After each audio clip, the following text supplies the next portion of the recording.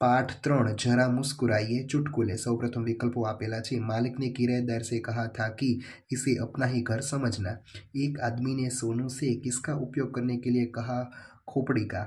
ત્યારબાદ खाली जगह आपेली छे। तुम मुझे किराया क्यों नहीं देते? मैं पत्थर से कील ठोक रहा था। कल मैंने रात के 1:30 बजे तक पढ़ाई की।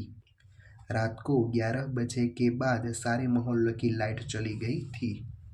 सही वाक्यांश चुनकर विधानों को पूर्ण कीजिए। डब्बू इतिहास में फेल हो गया क्योंकि सभी प्रश्न उस समय के पूछे गए थे जब वह पैदा भी नहीं हुआ था। चलो एना पछी प्रश्न जवाब। किराएदार घर का किराया क्यों नहीं दे रहा था? किराएदार घर का किराया नहीं दे रहा था क्योंकि मालिक ने उससे घर को अपना ही घर समझ कर रहने के लिए कहा था। रात के 1:30 बजे तक पढ़ने की मुन्ना की बात झूठ क्यों थी? रात के 1:30 बजे तक पढ़ने की मुन्ना की बात झूठ थी क्योंकि मोहल्ले की लाइट 11 बजे के बाद चली गई थी। चलो एना पछी फकरो आपेलो छे। ई फकरामां छे ई मुहावरा आपेला छे। ई मुहावरा नीचे લીટી કરીને તમારે લખવાના છે। પેલું આંખों का तारा એટલે बहुत प्यारा। गौरव अपनी माँ की आंखों का तारा है। कमर कसना એટલે કે अच्छी तरह से तैयार होना એટલે કે स्पर्धा में जीतने के लिए मैंने कमर कस ली। ईद का चांद होना बहुत दिन बाद मिलना। आजकल तुम ईद का चांद हो गए हो, दिखाई नहीं देते। आस्तीन का सांप એટલે कपटी मित्र होना। मुझे मेरे मित्र पर पूरा विश्वास था लेकिन वो आस्तीन का सांप निकला। नजर चुराना એટલે ध्यान न जाए इस तरह काम करना। वाक्य अपराधी पुलिस की नजर चुरा कर भाग गया। आग बबूला होना એટલે बहुत क्रोधित होना। नौकर से गलती हो जाने पर मालिक आग बबूला हो गया। चलो एना पछी तमारे शब्दों जे आपेला छे एने लिंग बदलीने फरीवार तमारे वाक्य लखवानुं छे। मेरे दादाजी यात्रा पर गए थे। मेरी दादी जी यात्रा पर गई थी। एक आदमी ने मुझसे कहा, एक औरत ने मुझसे कहा। लेखक कहानी लिख रहा है, लेखिका कहानी लिख रही है। मेरी मालकिन का स्वभाव बहुत अच्छा है। मेरे मालिक का स्वभाव बहुत अच्छा है। बारिश को देखकर मोर नाचने लगा। बारिश को देखकर मोरनी नाचने लगी।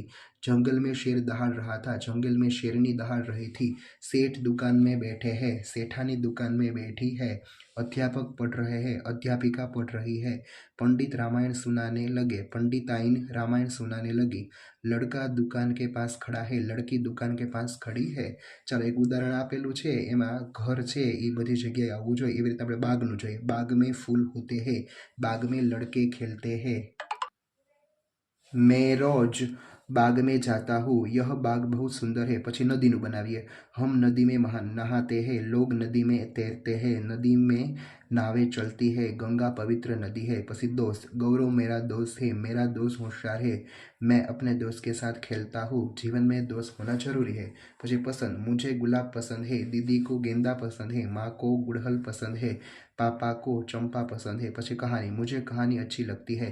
रात को माँ कहानी सुनाती है। गुरुजी ने हमें शेर की कहानी सुनाई। बच्चे कहानी सुनने में मग्न है।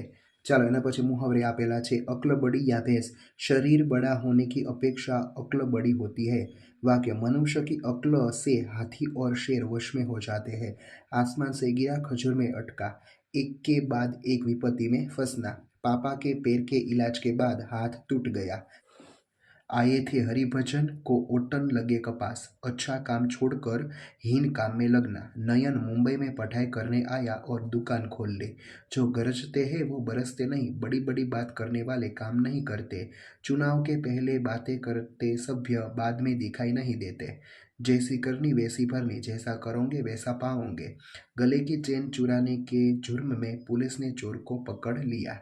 चलो ठहाका मारकर हंसो और साल जियो 100 साल जियो इस विधान का उदाहरण देकर स्पष्टीकरण कीजिए। शिक्षक रमेश ठहाका मारकर हंसना किसे कहते हैं? रमेश गुरुजी खूब जोर से हंसने को ठहाका मारकर हंसने कहते हैं। मधुर इसे अट्टहास्य भी कहते हैं। शिक्षक शाबाश ठहाका मारकर हंसने से मन के सारे तनाव दूर हो जाते हैं और श्वसन तथा पाचन तंत्र का व्यायाम भी हो जाता है। इसलिए दिन में एक बार तो हमें ठहाका मारकर हंसना चाहिए। चलो एना पछी प्रवृत्तिमां तमारे छे ई 2 चुटकुला लखवाना छे। गोलू रात भर मुझे नींद नहीं आई। मोलू क्यों?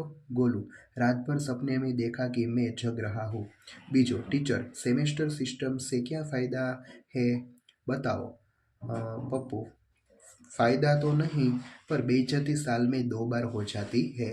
અહીં તમારું આ ચેપ્ટર પૂરું થાય છે। Thank you.